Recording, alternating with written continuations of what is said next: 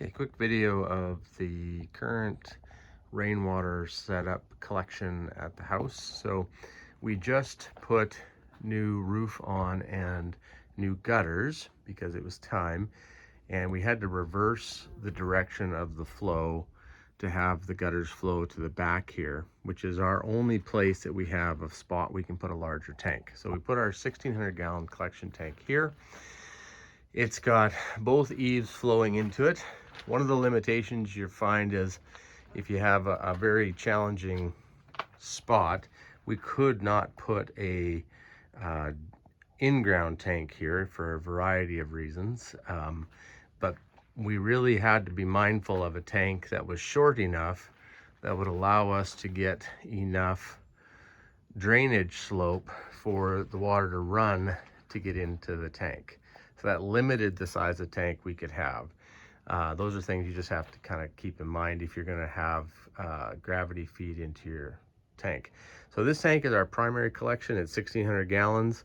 And that is also going to form a portion of the system is going to be potable. So there's a new shed going here where this dilapidated old one's going to go. In that shed's going to have a pump house with water treatment system, filtration, UV light, etc. But for the rest of the yard, this is still our biggest roof surface, is our house. So we have the majority of our rainwater collection potential coming into this tank. Once it's full, and I haven't got this set up yet, but this is the idea, there's going to be an overflow out of the side of the tank, overflowing into this barrel. The barrel will have a sump pump in it. That sump pump will then pump out and will go around the house.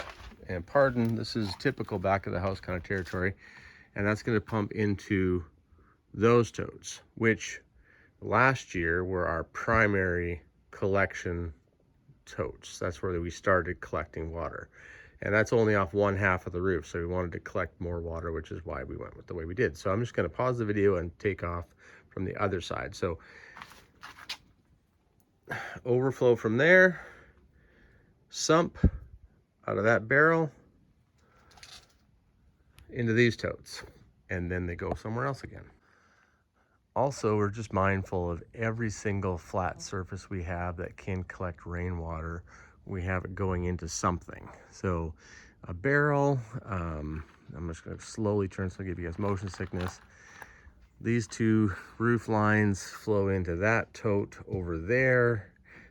Just so the more, anywhere you've got a flat surface that has a roof that you can put an eave on, make sure that you have some way to capture that rainwater, interrupt it before it goes out in the landscape.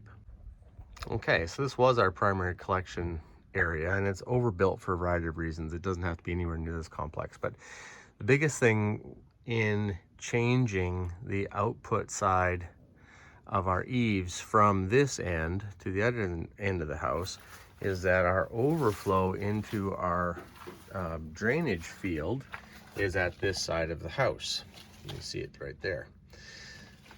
So that's partly why, I'm going to turn slowly, we had to have that overflow barrel on the other side there, pump all the overflow from the roof into here. And then if for some reason this fills up to the point that I can't pump the water out fast enough, it will overflow into this barrel, fill it up, and then that barrel will overflow into our drainage field. So that way we're not potentially flooding away the house.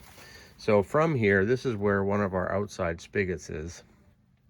But essentially, when these two totes are full, from the overflow from the main storage, it's just going to be a simple matter of running a little pump. And I've kind of got this little messy system here, which is not very nice, but it works. Just running a pump system to pump the water into the next stage, which I'll show you right away.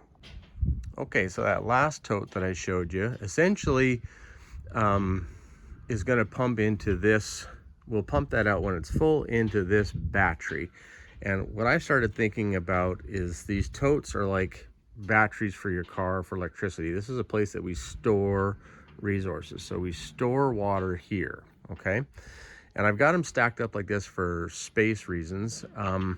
We have very limited access to our property. We do have a couple acres, but there's really only that driveway where that big black tank was sitting is the only way to get access to the property. And we have to go through a bunch of gates. So we really can't put large storage vessels in ground anywhere else on the property because of limitations to access and everything else. So I've got these 8 totes here.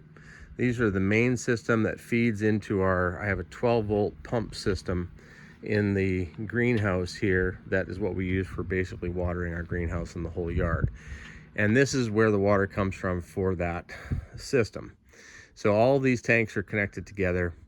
When I pump the water from the totes behind the house, it goes up and into one tote only, and then that basically fills all the rest of the system from the bottom up until they're full. Okay, so this is our current main bank. Then also back here I have a off of our greenhouse, which I'll back up slightly. And so we do have about 250 square feet roughly of roof here. So that's one of our largest collection surfaces. So we bring that water out into another tote, gravity feed into that, and then that tote we can just hook up to the pump system in the greenhouse, or I can pump it into the main battery system. Then, just recently, just walking through here, we just brought in these, let's see if I can get a little bit better image of them.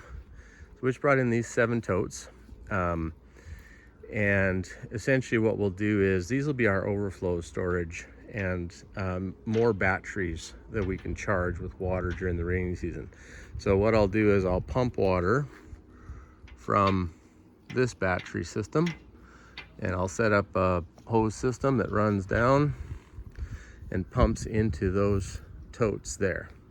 And they'll all be connected together at the bottom. Once I get them situated properly, they'll all be connected from the bottom, so I can pump into one tote and it will fill all of them up from the bottom up. Then as we deplete the batteries up here over the course of the year, I can just simply pump the water from this system down here back up. I'm sorry if you guys are getting motion sickness. Back up into this battery here. So it's a little bit cumbersome, but I'm limited in access and space, and we're on a rock, so you can't dig, and I can't get machines in here, and so on and so forth. So everything I did, I had to be able to actually carry by hand through a gate or over top of a fence and put in place by hand. So that's this system. Couple little idiosyncrasies. If you want to stop watching, that's the basics of it, but a couple little idiosyncrasies with IBC totes that I learned the hard way is when you fill from the bottom up, there has to be a place for the air to go that's inside this bottom tote. So if you don't plan this out ahead of time, you'll have a hard time doing it. You have to put some spacers in between your totes, because once they're full of water, they compress enough that there's no room for this fitting. So this fitting is on there to allow air to escape only. And I just used some salvaged garden hose, and that allows the air to get out, and the outlet on this is higher than the input, but in the top of the lid on the tote, which I have to still put, I'm gonna put a U shape on there to get it to drop down so stuff doesn't fill it up. But this is good enough for now.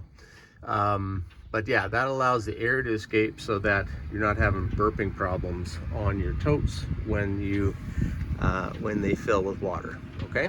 If you don't do that before you fill them up with water, you won't be able to do it. So you kind of got to plan that ahead of time. Now, if you haven't used IBC totes before, one thing to note is the threads that are on the outside of these fittings that come from the factory. I'll show you one down here slowly so I don't give you guys motion sickness. These threads are a weird metric thread, and you really won't find a fitting that fits on there. But a 2-inch cam lock fits on here perfectly and is pretty watertight. I'll just slowly roll this back up here. So 2-inch cam lock, to a 2-inch bushing reducer. Get it to the smallest you can. I had to go 2 by 1, so 2 down to 1, and then 1 down to 3/4. And then again, I just used some salvage garden hose that I had that I didn't like because it kinked real bad, and I just used that to couple together my connections here. I used clear PVC here. Yes, I know it's going to show some algae and stuff, which is fine, but I used clear PVC because this acts like a level gauge. Right now, the tote system's actually empty. We just used the last of it this morning, but you can kind of get an idea.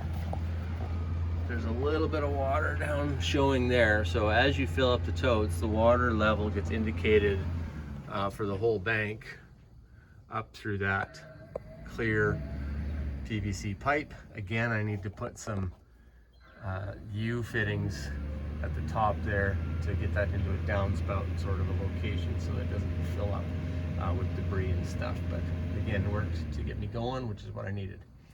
That's the basis of our rainwater collection system. All total, we got about 25,000 liters, 1,600 gallons of which is going to be potable for backup when we either A, run out of water in the well, or have power outages. So don't mind the junk, that's the bad part of the yard. But this is our setup.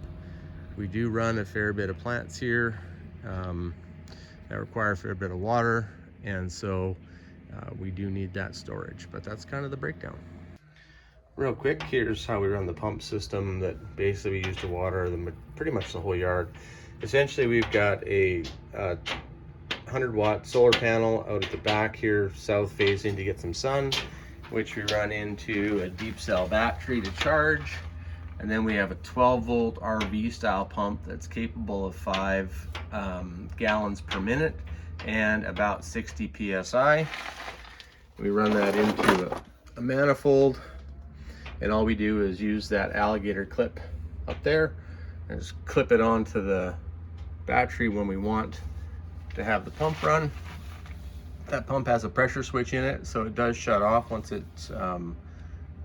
it pressures up, or if you shut the valves off. And that's what we use to basically service the yard.